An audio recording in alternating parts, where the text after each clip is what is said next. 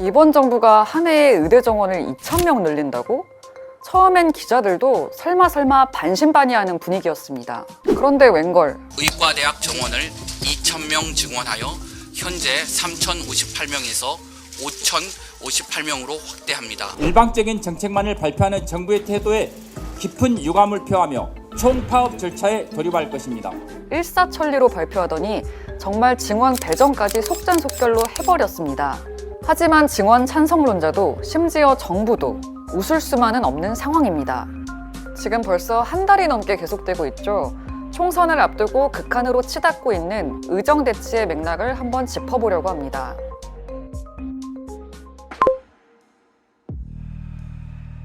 사실 의대 증원 시도는 당연히 처음이 아니었습니다. 가장 가까운 예가 2020년 문재인 정부 때인데요.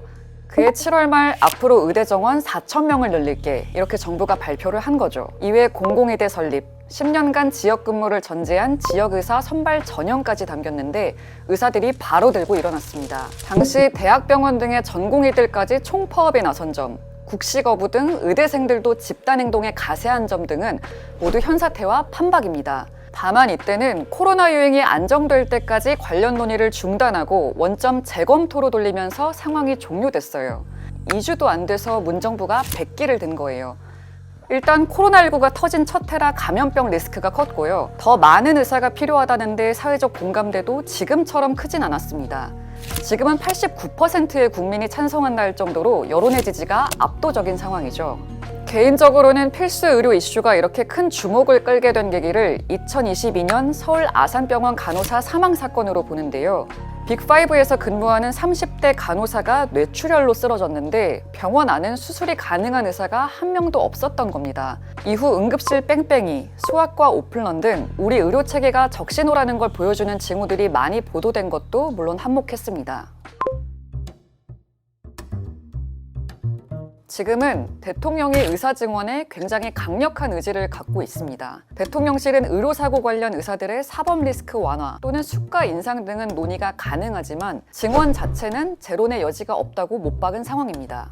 정부는 2,000도 최소한의 수치야 라고 고집한다면 의료계는 100번 양보해도 제발 2,000만은 이라며 안 된다고 맞서고 있습니다. 정부가 근거로 든 건 서울대와 국책연구기관인 한국개발연구원, 한국보건사회연구원의 보고서 3개입니다. 세부 수치는 차이가 있지만 10년 뒤 2035년쯤이면 대략 10,000명 안팎의 의사가 부족하다는 게 핵심입니다.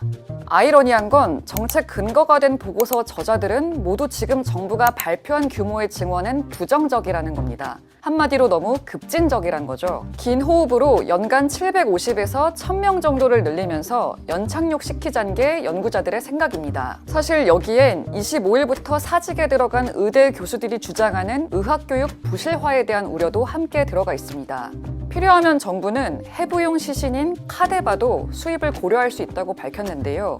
의료계에선 아무 말 대잔치다라는 격양된 반응들이 나왔습니다.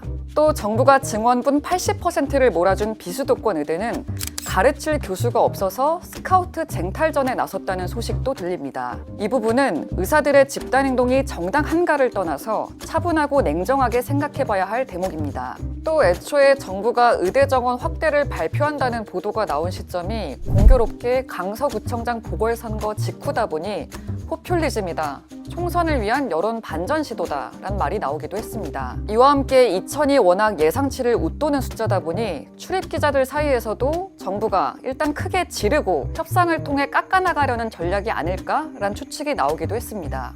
그런데 이런 강대강 대치 정말 국민을 위하는 건 걸까요? 앞서 박민수 복지차관은 한 방송 인터뷰에서 의사가 없으면 전세기를 띄워서라도 환자를 치료하겠다고 하셨는데요. 사실 이런 상황까지 가정해야 하는 현실 자체가 심각한 의료 대란이라는 걸 보여주는 거 아닌가요? 의사가 없으면 환자도 없다는 한 전공의의 말이 논란이 되기도 했습니다. 이 말은 환자 없인 의사들도 없다는 집단행동 비판을 역으로 비꼰 건데 의사할 자격이 없다, 특권의식 쩐다 등 기사 댓글창이 난리가 났습니다. 안타까운 건 이 과정에서 환자들이 철저히 소외되고 있다는 겁니다. 현장에서 제가 만났던 분들 중엔 식도암 말기 판정을 받았는데 병원에서 진단만 해주고 치료받을 병원은 알아서 알아보세요 라는 식으로 얘기를 한다던가, 이식 수술 후 표적 항암 치료나 면역 억제제 복용이 계속 필요한 상황인데 외래도 원활치 않다는 환자분들도 계셨습니다. 사실 출입 기자로서도 죄송한 부분이 있습니다.